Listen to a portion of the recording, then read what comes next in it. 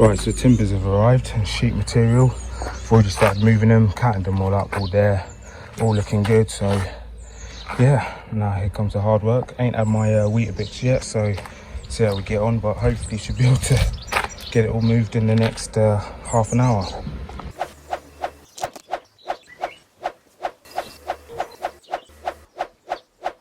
We've got all of our timbers. I've stacked them up. I've kind of put the roof stuff at the bottom, and then I've put the actual walls at the top.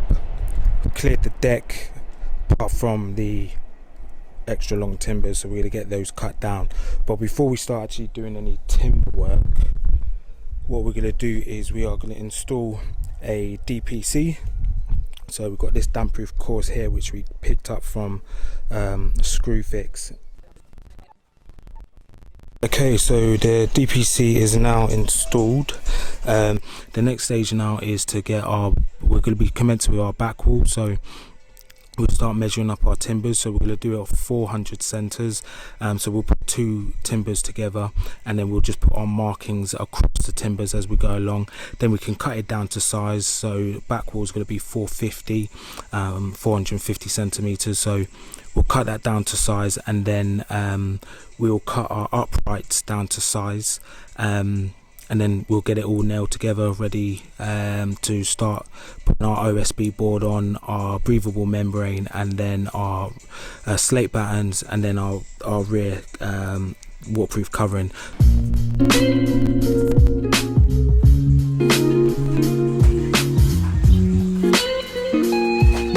So what we've done is we've now marked every 40 centimetres, 400 mil, however you want to call it, 0.4 of a metre, whatever. So we've marked it all the way along, and then we've put our final marking and then an X for the offcut. So that's the offcut. This is the full length of the board. So when we put our uprights in, we know exactly the centre points of each upright that will match the wall exactly. And then we can then nail it together and then get our OSB boards on top.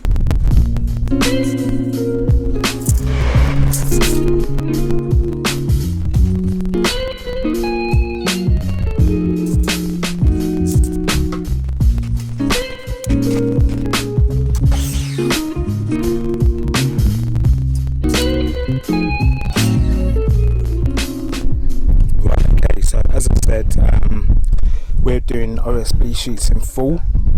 So what I've done is I've done the 400 centres, but when we get to, we'll do the first 400 centre, the second, and then instead of the third, we'll make it slightly bigger, so it falls on where the OSB board hits. And then as you can see, I'll just put OSB, and then we'll do 400 centres again, and then instead of the next one we'll do OSB. So we've got 3 full OSB sheets and then an 83.5 offcut. So it just means that we've got less wastage on the OSB, and that 83 offcut is perfect because then I can use the leftovers to do the front walls and above the door frame as well. So just got to cut one more upright, but as you can see, we've kind of got them all into place now. So before we nail it together, what we're going to do, because we've got bolts in and around the frame, we want to drill our hole 4 in the OSB, not the OSB, in the bottom plate. So when we do offer our wall up, it slots right onto the bolt. So what we're going to do, we're going to measure from the corner to where the bolt is, which is in this instance 34 centimetres. So what I've then done is measured 34 centimetres on here, put my point, and then what we'll do is measure from the back of the wall, so where our OSB will sit, and this is 4.5 centimetres. Mark 4.5 centimetres from that point, and that is the point where we drill our hole.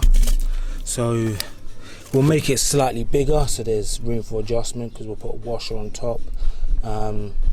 These are not designed to really hold it down. The weight of it will hold it down perfectly fine, but we obviously want that extra support. So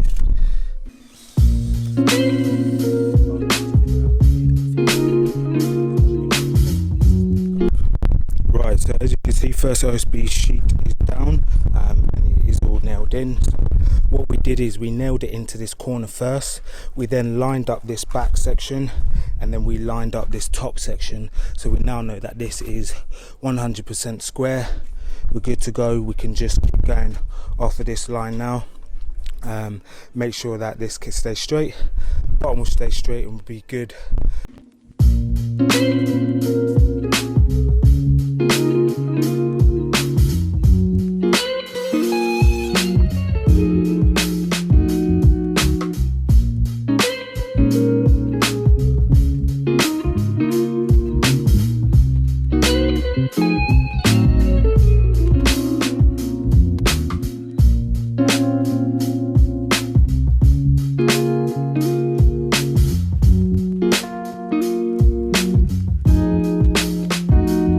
Right, so quick progress update. So we've got back wall, side wall done,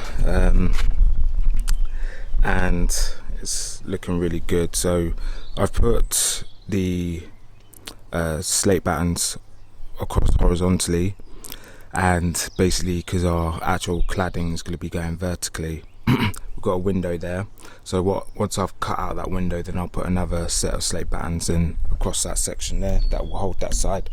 Just building this wall now. I made a slight error because I'm not cutting the OSB sheets down. I've done set them at 400s, but I've set the odd one at slightly over by 2 centimeters in order to account for the OSB. But what I haven't done on this one is take into consideration the overhang. So there's going to be a 9 centimeter overhang, and what that does is that allows the wall to butt up with the side of the back wall and also the front wall.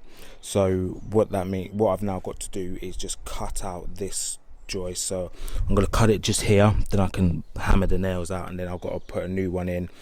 Bit annoying, but I can just use this timber for noggins anyway, so that'll be fine. So the aim today is to get this wall up, the front wall up, and then I can start working on the roof area. So next thing I'll do is got to cut this one out, reposition it, and then I can put my OSB sheets on and then get this wall up. This Paslo gun has been a lifesaver. Highly recommend getting a nail gun if you're doing a project like this. It definitely saves a lot of time. I couldn't imagine, and it's more precise as well, but I couldn't imagine literally hammering nails into all these walls. I mean, you'd have a arm the size of the Hulk by the time you finish. But so we've now put our breathable membrane. We've done 3 layers to get it from top to bottom because it's not enough for 2. So it's kind of like double layered in the middle, which is good. So what we're going to do now is put our slate battens on.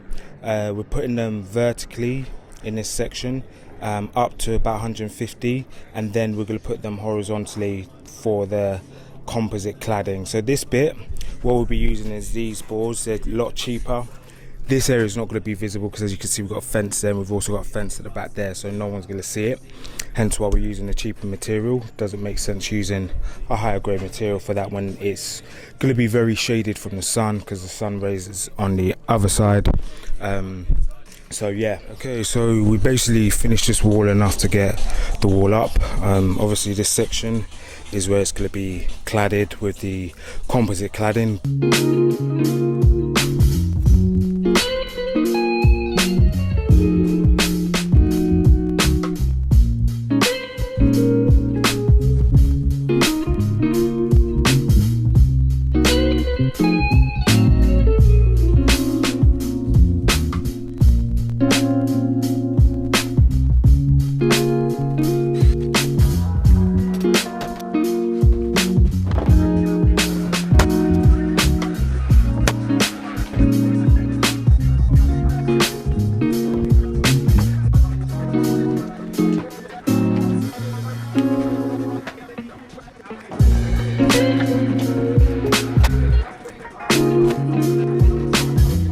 Right, so I don't recommend doing it on your own, but if you have to, what I did is to help pull that corner back in, I just put some timber there, just so I could get a good grip on it, get underneath it, and then pull it along. So just needs another slight pull, but yeah, we're pretty much in.